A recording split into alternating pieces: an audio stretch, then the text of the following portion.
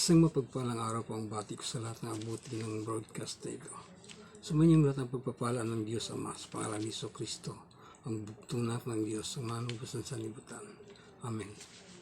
Ang paksa ko ngayon ay ang karugtong ng natapos ko noon ang bilang ko noon ay hanggang sa pagbagsak ng Jerusalem noong 19th year ni Haring Nabucodonosor ng Assyria. Ito naman ay 11th year ni Haring Sidikias ng Huda. At ipinakita ko rin doon kung ano ang relevance ng 586 at 590 BC. Nagkatalo lang ito dun sa 1019 BC ng paghari ni Solomon. Si Solomon ay naghari ng 40 years. Ngunit ang 4 years and 2 months ni Solomon ay nabilang na sa 480 sa kabila ng Chart of Generation Table. At ang next generation table na binubuo naman ng 419 years na kasama na ang 36th year ni Solomon ay dito na nagkaroon ng pagkakatalo dahil sa ang 4 year and 2nd month ni Solomon ay nabilang na pagdating naman sa 400 sa kabilang Chart of Generation Table ay para bumagsak ito sa 586 BC ay bibilangin pa uli ang kanyang 40 years. Kung kaya double bawas na kay Solomon. Kung kaya dito nagkakaroon ng dalawa ang bumagsak sa dalawang bilang ang pagbagsak ng Jerusalem sa 19th year. Ito may pumatak sa 19th year ni Haring Nabucodonosor at ang pang 11th year ni Haring Sidikias. Kung kaya ang ginawa kong sa pagbibilang ay ang mga factors dito ay ang time ni Jeremias nung unang propesya si Jeremias noong 13th year ni Haring Hosias, at ang pangalawa ay ang Daniel chapter 1 verse 1 na ang unang taon ni Haring Nabucodonosor ang kanyang paghari. Ito naman ay pangatlong taon ni Haring Joachim nung siya ay sinakop ni Haring Nabucodonosor, dahil ang mga sakop noon ng hari ng Ehipto ay sinakop lahat ng hari ng Assyria, si Nabucodonosor. Kung kaya ito, napasakop pa si Joachim ng 3 taon saka naghimagsik. At nang siya ay mamatay, umabot pa siya ng 11 years. Kung kaya ipinalit sa kanya ang kanyang anak na si Joaquin. Kaya binalikan sila ni Haring Nabucodonosor at binihag naman si Joaquin. Kaya walang digmaan na nangyari dahil si Joaquin ay sumuko, pati ang kanyang mga kawal, kanyang ina, lahat sa palasyo ay dinala ang bihag sa Babylonia. Kung kaya ito ang kasaysayan nila noon. Kung kaya ipinalit ng hari sa Huda ay si Natanias na kapatid ni Joachim na ama ni Haring Joaquin. Kung kaya itong part na ito yung pang 37th year ng kanilang pagkatapon, dahil natapos ang Book of 2 Kings dito sa chapter 25 verse 26. Silang lahat ay dinalang bihag sa Babylonia at iniwan lang ang pinakamahirap dito. At ang mga may mga naiwan pa na hindi nakita ng mga kawal, sila nagtipon-tipon uli nung itinalagang gobernador si Gedalias. Si Haring Nabucodonosor din ang nagtalaga. At ito ay sumapit lang ng pitong buwan. Ito ay pinatay ang pangalang Ismail na buhat din sa lahi ng mga Marika, at lahat sila ay dinala papuntang Ehipto, kasama dito si Jeremias at si Barok. Kaya dito na ang kasaysayan ng Huda nagtapos. Lahat sila ay dinala, wala nang natitira.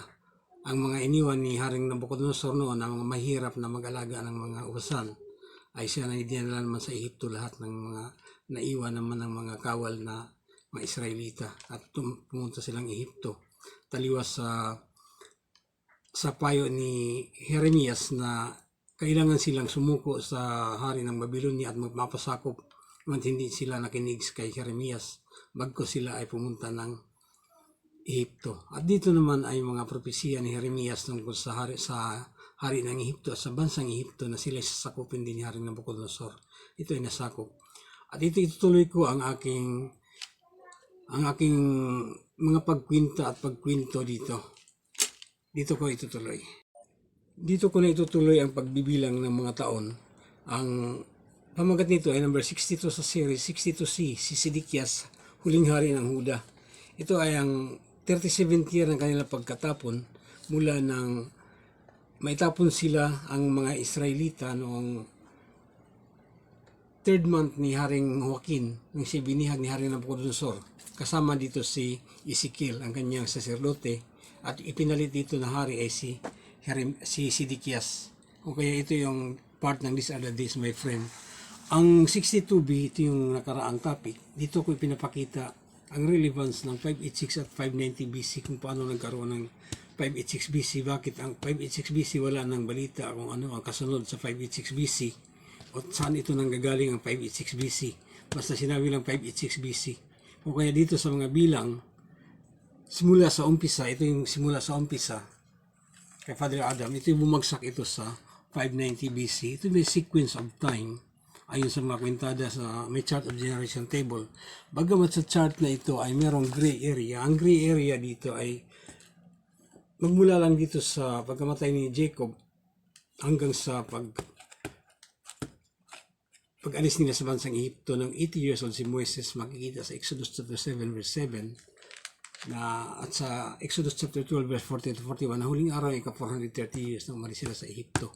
Ito lang medyo gray areas dito dahil ang given lang dito sa pagkamatay ni Levi, si Levi ay namatay sa, ito lang ang given sa Exodus chapter 6 verse 16, namatay si Levi sa edad na 137. 6 verse 18, Exodus chapter 6 verse 18, namatay si Kohat sa edad na 133. Edad na 133. At sa verse 20, namatay si Amram sa edad na 137. Ito lang napaka-slight ang given dito. Ngunit dito, kinuha ko ang story ni Jacob kung kaya nagkaroon ng bilang dito. Meron na, marami na itong ginawa ko sa mga naunang mga gawang ito. Marami na. Kung kaya pwedeng balikan nyo ang lahat. Kung gusto nyong makita kung paano ang mga bilang ito, balikan nyo ang These Are the Days, my friend. Ito ay from number 1 sa series, si Father Adam. Ito ay by sequence, direct na ito, number 1 hanggang sa umabot ito na sa 62. Ang 62, ito na yung 62 si Sidikias. C na ito, bali pangatlong bahagi na ito sa kay Sidikias dahil sa sobrang mahaba ang complicated ang kung i-direct ko to ng ibigay lahat, medyo complicated ko, kaya by part ang ginawa ko dito. O ito yung C, ito yung panghuling bahagi ng ika-37 year ang kanilang pagkatapon. At dito na nga ang may gray areas dito ito lang ang gray areas. Bagamat may gray areas dito, ginawan ko rin ito ng paraan sa pagkukwenta at pagbibilang. Kaya meron akong kwentada sa gray areas na ito. Ipakita ko rin kung paano ko. Ito rin ang kwentada sa gray areas na ito. Kaya kailangan lang makuha ang story ni Jacob sa kanyang kapanahunan. At dahil nagtapos sa kay Jacob, ang sumunod naman sa kanya dito namatay si Jacob sa edad na 147. So si Levi naman ay namatay sa edad na 137. Si Levi ay given ang kanyang kapanganakan dito sa Genesis chapter 29 verse 34. Ipinanganak si Levi dahil sa 32 ipinanganak si Reuben. Sa 33 ipinanganak si Simeon at sa 34 ay ipinanganak si Levi at sa 35 ipinanganak si Judah. Dito ko binigyan ng diin si Levi at saka si Joseph dahil sa 12 tribe of Israel, sa mga anak ni Jacob, ang nagbigay lang ng report ng kanilang kamatayan ay si Joseph at saka si Levi. Si Joseph ay namatay sa gulang na 110 at si Levi ay namatay sa edad na 137. Bagamat mas matanda si Levi ng 5 taon kay Joseph, si huli pa rin namatay sa kay Joseph. Ang haba ng buhay ni Levi, 137, samantalang si Joseph ay 110 lang. Okay, dito ito yun ang chart of generation table na nagawa ko ayon sa aking interpretasyon sa mga banal na kasulatan, sa mga mababasa natin sa mga banal na kasulatan. Dahil sa 14th year ni Jacob, dalawang 7 year ng kanilang paglilingkod sa dalawang asawa, 12 na ang naging anak niya dito kasama si Dina na babae, kung kaya isinama ko na si Dina. Kung kaya ang time ni Jacob at ang pagsilang kay Joseph dito sa, binanggit naman ang pagsilang kay Joseph sa Genesis chapter 30 verse 23. Ang pagsilang kay Joseph, nagpaalam na si Jacob kay Laban na umuwi na ng Mesopotamia, anang Kanaan. Ibig sabihin nun, tapos na ang 7 taon pa na kanyang paglilingkod. Kung kaya 54 si Jacob noon, dahil 47 plus 7 is 54. Nagpaalam na si Jacob kay Laban, isinilang si Joseph. Kung kaya dito nagkaroon ng mga bilang, nagkaroon ng mga input na ito. Kung ano man dito, dahil sa 7 years, 12 ang naging anak. Kung kaya ito mayroong mga kaparehas ang taon na apat na magkapatid na magkaparehas ang taon. Dahil pagdating dito kay Ruben, Simeon, Levi, ito wala siyang kasabay. Pagdating dito kay Joseph, wala siyang kasabay kay Dina sa dulo para hindi magulo sa bilangan. Ano mang mangyari ito sa gitna, ito lang ay sa kay Jacob, wala nang problema yan dahil mula ng year ng kanyang pagsilang hanggang sa kanyang kamatayan ay buo na ang kanilang mga taon. Ngunit dito naman, kahit sa interpretasyon lang, meron ng mga bilang ng mga kanilang pagsilang at ang nabigay lang ng report ng kamatayan ay si Joseph sa edad na 110, si Levi at sa edad na 137. Kung kaya ito lang meron. Kung kaya sabi kong gray area ang part na ito dahil ang given lang ay ang verse lang ito, ang given lang, Exodus chapter 6 verse 16, na namatay si Levi sa edad na 137. Ngunit si Levi ay meron ditong kapanganakan, kung kaya hindi problema kay Levi. Ang problema na itong dalawa na lang dahil si Moises ay given na kay Moises, 80 years old si Moises na sila ay umalis sa Ehipto. Nang suguin ng Diyos na ilabas ang kanyang bayan upang makasamba sa kanya sa Mount Sinai. 80 years old si Moises. Exodus chapter 7 verse 7, 83 years old naman si Aaron noon. At umalis sila sa Ehipto noong sa huling araw ng 430 years. Exodus chapter 12 verse 40 to 41. Kaya ito ang mga sequences of time. Ang given it, inuna kaya meron akong pinakita ko lang dito ang pagkwenta ng gray areas dito. Binigyan kong diin dito si Levi, si Joseph muna magkasabayan dahil magkaiba ang kanilang taon. Isinilang si Levi, 5 years si Levi, isinilang si Joseph, 11 si Levi, 6 years si Joseph, hanggang sa mayroon dito. Nung pagkamatay na ni Levi, 137, ito na ang kung paano kinuwenta ang lahat. Kung paano nagkaroon ng bilang kahit na ang given ay ito lang ang kanilang kamatayan, wala ang pagsilang. Kung kaya ipinakita ko rin dito kung paano nakuha ang mga bilang na ito at bakit ang mga bilang na ito ay umabot din dito sa 180 sa 180 o 600 sa 600 BC. Hanggang sa ang 600 BC ay katumbas ng 600 years hanggang sa pagsilang ng manunubos. Excuse me. Tumutugma din ito dahil sa ito ang first chart of generation table. Binubuo ito ng 3 sets of generations mula kay Father Adam hanggang kay Father Noah, 10 generations. Mula kay Father Shem, anak ni Father Noah, hanggang kay Abraham, 10 generations. At mula naman kay Isaac, anak ni Abraham, 6 generations lang hanggang kay Moises. Ito ay pang 26 generations si Moises, direct generation sequence mula kay Father Adam, from Father, Son. Lahat yan, Father, meron na silang mga verses, mga passages sa mga banal na kasulatan, kung kaya ito ay direct generation sequence. 26 generations si Moises at kay si Jacob ay pang 22 generation, 22nd generation si Jacob, 22nd, at 26 si Moises. At pagkatapos dito ang next na ito ay first chart of generation table. ito'y binubuo ng tatlong sets of generations. Nagtototal ito ng from year 1 to 2,601 years. Ngunit ang ibigay ko lang assurance dito na dahil kay Jacob, mula kay Father Adam to Jacob's for 147th year, ito yun ang 2256 years. Ito ang chronology of time from year 1 to 2,256 years. Ngunit dito ay ayon lang sa aking interpretasyon sa baba. Dahil hindi talagang sinasabing ito yung edad niya, pinanganak siya. Bagamat merong nakasulat ang kapanganakan, pero hindi sinasabing ito yung edad niya. Kailangan lang makuha ang story ni Jacob. Dito makuha. Kung kaya nagkaroon ako ng mga inputs dito, dahil naman sa mga given na rin sa mga banal na kasulatan, kailangan lang basahin ang mga banal na kasulatan. Kung kaya umabot ito, nagkaroon ito ng katuparan.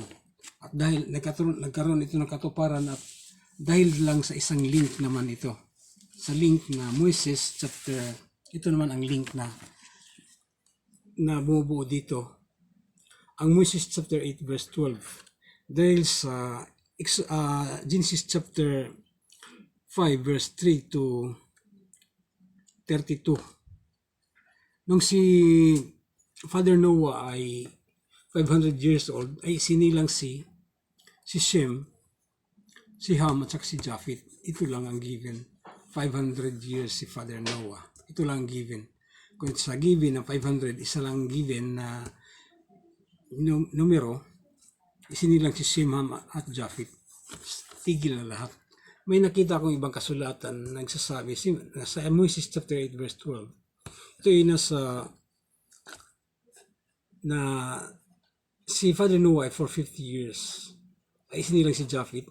After 42 years ay isinilang si Shem ng ina ni Japheth. So 492 si Father Noah. At nang siya ay 500 si Father Noah, isinilang si Ham. So para makuha ang edad ni Japheth sa ni Shem, so 500 minus 450 is 50 si Japheth nang isinilang si Ham. 50 minus 42, 8 si Shem nang isinilang si Ham. Kaya nabuo ang equation. Kung kaya lahat ng ito ay nabuo. Itong chart of generation table na ito yung kauna-unahang gawa.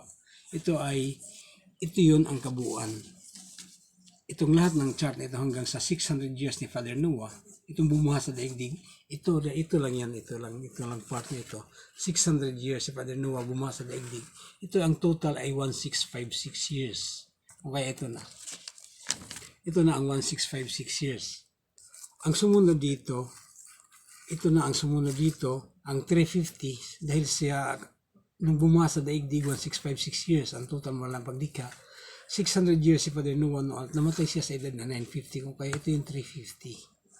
At nung 950 si Father Noah namatay, si Father Shem naman ay 458. Dahil naman yan dito sa mga kwentada na ito. O dahil dito, nung 450 si Father Noah isinilang si Japheth, 42 si Japheth isinilang si Shem ng ina ni Japheth. At nung 500 si Father Noah isinilang si Ham. Dahil dito. Kung itutuloy itong lahat ito si Shem, ito na yon, ito na rin yon lahat. Kung kaya nung itinuloy na si Shem dito, nung pagkamatay ni Father Noah dito sa edad 950, 458 si Shem, at namatay siya sa edad na 600, kung kaya ito yung 142. 600 minus 458 is 142. At nung kamatay ni Father Shem, ito naman ay 424 si Eber, dahil dito naman sa mga given. Kaya lahat ng ito may sequence of time. Bawat lines na ito yung sequence of time. Kung kaya wala na pumakalusot dito. Kung kaya ito yung ina-assure ko lang na mula ng year 1 hanggang sa kamatay ni Jacob sa edad na 147, 2256. Dahil ito yung lahat na given. May corresponding ito na passages sa mga banal na kasulatan. Kung kaya hindi na, ito lang ang ina-assure ko dito. At sa baba, bagamat ito'y bilang ko rin naman, diniretso ko ng lahat ng bilang. May bilang na ako dito. Ito ay interpretation ko na lang ito. Kung may gagawa pa ng panibagong mga bilang na ito. Ito ay, kailangan lang naman dito ay magkaroon ng formula at mga methods kung paano ang pagkwenta ng mga bagay na ito. Kaya kung lagi lang tayo magbabasa, hindi rin natin malalaman ang lahat. Kung babasa lang, hindi na may sa habaan niyan, kung hindi natin gagawan ng formulas, ang mga equations or methods ng tawag ba dyan, ay hindi natin makukuha yan. Kaya kung meron tayong pagbabasihan, meron tayong yan na talaga sila, hindi na maano yan. Ito na yung mga forma nila, ito na yung structure nila, kung paano ang hagdans of generation. Ito yung mga hagdans of generation hanggang sa kanilang pag-alis sa Ehipto. At ang kanilang pag-alis sa Ehipto, ang sumunod dito ay ito naman ang sumunod dito. Dahil ang 2601 or 1499 ay katumbas dahil sa ang year 1 to 2601. Ito siya, year 1 to 2601. At ang kasunod ay 480 ay given.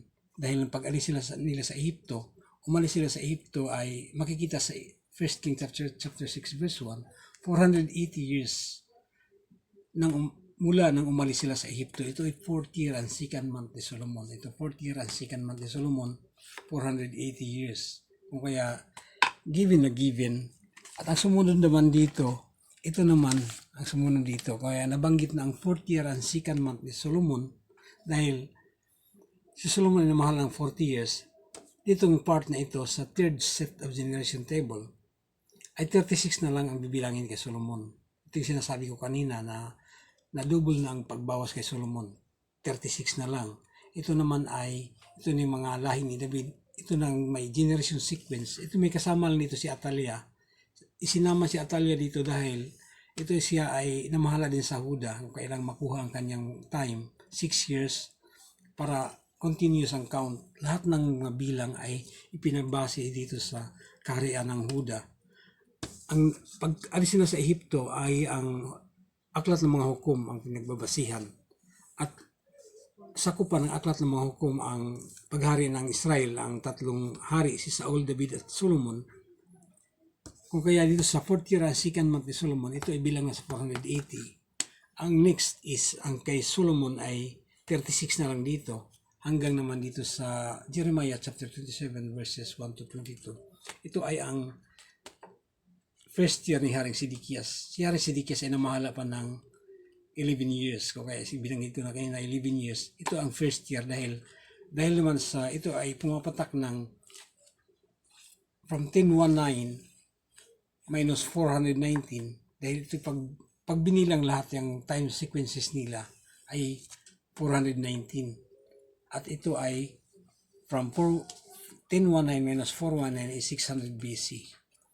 At ito ay katumbas ng 3,500 years dahil mula sa 2601 plus 480 is 3801. 3081. 3081 plus 419. 3081 plus 419 is 3,500 years. Kung bakit umabot sa 180 ang 600 BC, ito yung 600 years. Dahil naman dito sa isang kasulatan. Dahil naman dito. Dahil kung wala naman dahil naman dito sa nung unang taon ni Haring Sidikias, ito nakasulat sa Jeremiah chapter 27 verses 1 to 22. Ito ay counterpart naman niya sa The Book of Mormon, sa 1 Nephi chapter 1 verse 4. Ito ay ang unang taon ng paghari ni Haring Sidikias. So magkapareha sila unang taon. Ang unang taon ni Haring Sidikias ay 600 BC. Ang 600 BC meron silang mga bilang, mga propesiya. Sila ang nagtutuloy ng mga propesiya sa Mesiyas na isilang. Dito ang kanilang mga propesiya sa 1 Nephi chapter 10 verse 4 na 600 years ang lilipas ay isisilang ang manunubos dito. Sinundan pa sa 1 Nephi chapter 19 verse 8 na ang Diyos mismo ay bababa sa kanyang mga tao at iligtas ang kanyang mga tao. 600 years ang lilipas muna ng lisanin ni Lehi ang Jerusalem. Hanggang dito, ang The Book of Mormon meron silang sequence of time talagang meron silang mga bilang hanggang sa 180. Ito na ang mga propesiya. Dito ang mga propesiya na nandun sa Bible, makikita na ang bituin na kailan may hindi pa nakikita. Dito ang propesiya nakasulat sa The Book of Mormon, sa Book of Ilaman. Kung kaya dito, Kung kaya ang 600 years, ito yung 600 years, from 6 BC to 1 AD, 600 years. Dapat 0, walang bilang na 0 doon. From 3499, 35 hanggang sa 3,000 hanggang sa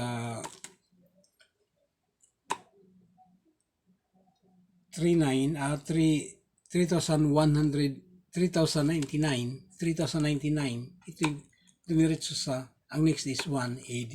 O kaya ito ang bilang niya, wala siyang 0.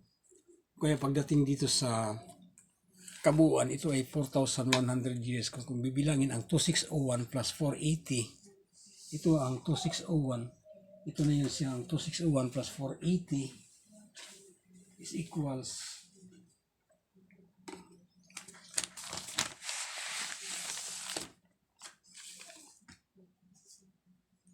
ito na siya ang 2601.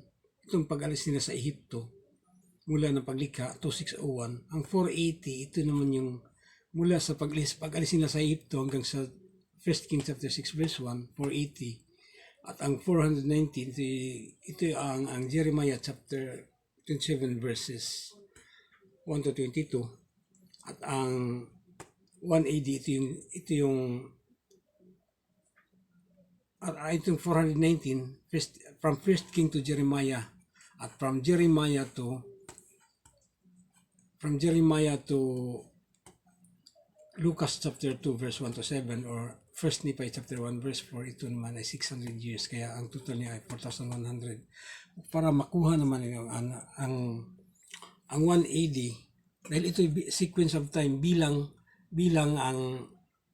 ito ng mula sa umpisa from year 1 to 4,100. Parang hindi tayo pwedeng magkaroon ng BC form kung saan na natin gustong ilagay ang BC. Kung kaya, dahil meron ng bilang sa pangkalahatan ang 4,100, ang 4,100 ito sa kaunahan, at lahat ng sequences of time, ito 130 si Father Adam, 235, ito yung ang mga bilang ng taon ng araw, ito yung mga edad ni Father Adam hanggang sa kanyang kamatayan, 930. At sa pagkamatay ni Father Seth, merong 112 na time sequence na bibilangin, idagdag sa 930, kaya 1,042. Kay Father Enos, 1,198, kaya 1,140. Father Kina, 95, kaya 1,235. Ito na yung sequences of time. Ibabawas lahat ito sa 4,100, kung kaya umabot ito sa 1499 BC. Pagdating naman dito sa BC form, ang 4,100 minus 2601 is 1499 BC.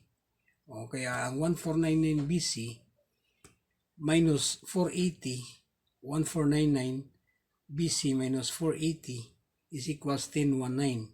1499 BC. Ang 1499 BC equals minus 480 is equals 1019. 1019 minus 419 is 600 BC. 600 BC minus 600 is 180. O ito na mga bilang. O ito na ang pinapakita ko. Kaya dito na sa pagbibilang, ang mga factor dito ay ito yung mga bilang ni Ezekiel na nakarecord sa kanilang pagkakatapon. At dito nagtapos dito sa 19th year ni Haring Nabucodonosor, bumagsak na ang Jerusalem. Dito sila nasa Babylonia na sila. Matagal na nasa Babylonia na sila nung bago maghari si Sedekias dito sa 601 BC dito. Dito ang kanilang pagkatapon ng 601 BC, 3 months lang ni Haring Joaquin. Kung kaya ito si Ezekiel ay ang saserdote kasama ni Haring Joaquin. Ito nagbibilang ng lahat ng ito. Kaya ito ang Ezekiel chapter 29 verse 1, pang 12 days, 10th month and 10th year. So ito yung pang 19th year, pang 11 years ni Haring Sedekias, dahil ang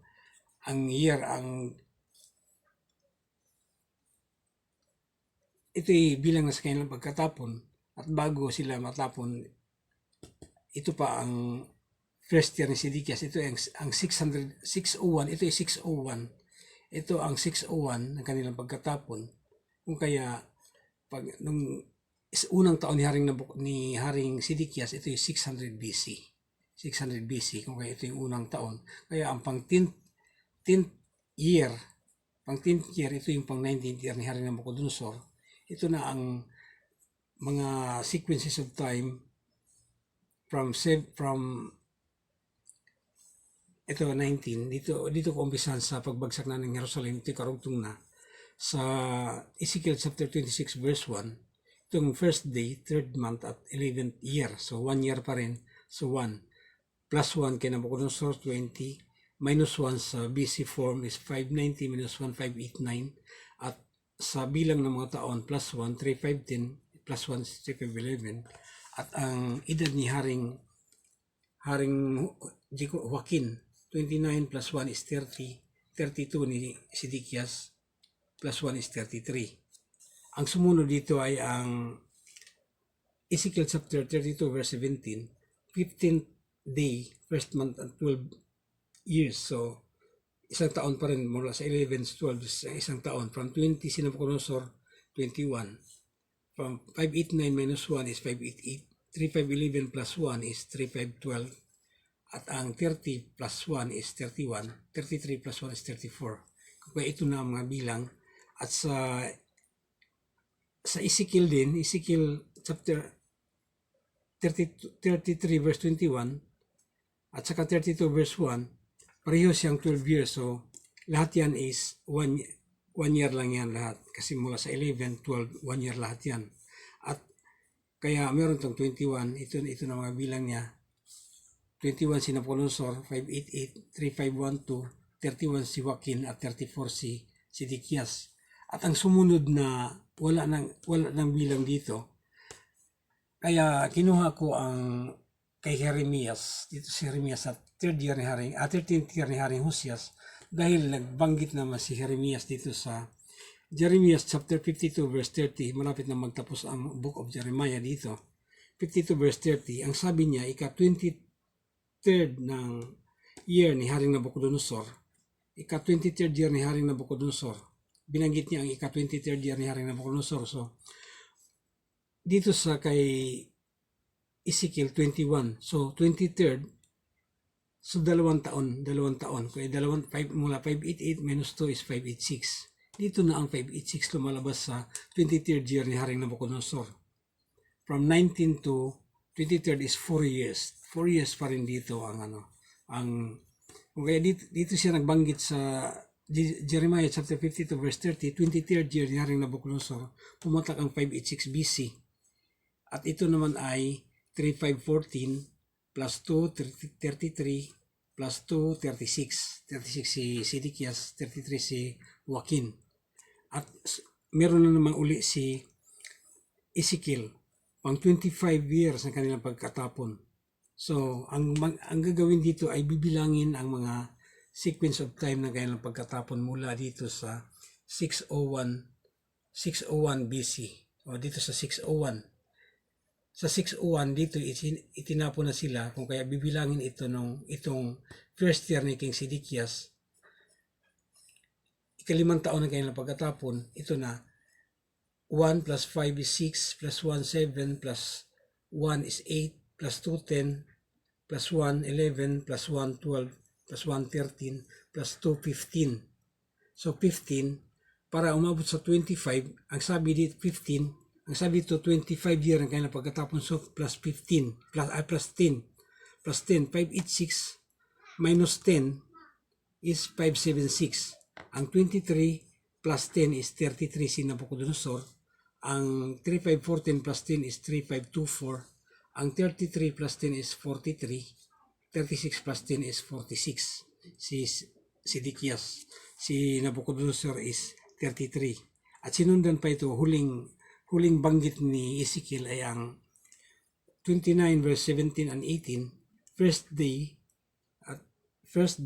1st month and 27th year na kaya na pagkatapon. So from 25 to 27, 2 years. 33 si Nabucodonosor plus 2 is 35. 576 minus 2 is 574. 3524 plus 2 is 3526. Ang 43 ni Joaquin plus 2 is 45. Kay Sidikias 46 plus 2 is 48. At dito na, from 27, ito na ang 37th year sa Jeremiah. Nagtapos na ang Book of Jeremiah, chapter 52, verse 31 to 34. Ang sabi ni Jeremiah, 25th day, 12 months, and 37th year na kanilang pagkatapon. So from 35 dito ni Nabucodonosor plus 10 para makuha ang 37. 27 plus 10 is 37, 35 plus 10 is 45. Si Nabucodonosor naghari ng 45 years. At sa 574 minus 10 is 564. Ang 3526 plus 10 is 3536. Dito na ang huling taon na mabibilang sa the book of 2 Kings, 3536 years or 564 BC. At ang bilang ng mga taon ni Haring Joaquin ay 55 dahil sa 18 plus 37 is 55. Si Sidikias naman ay 21 plus 37 is 58. O kaya dito lang muna ang klarong-klaro na mga pagbibilang ng mga taon magmula sa 600 BC. At pagdating ito sa baba, ang tumutuloy lang dito ay si Daniel na ang tumuloy dito. Dahil binanggit naman dito sa Daniel chapter 1 verse 7, nung unang taon ni Haring Nabucodonosor, si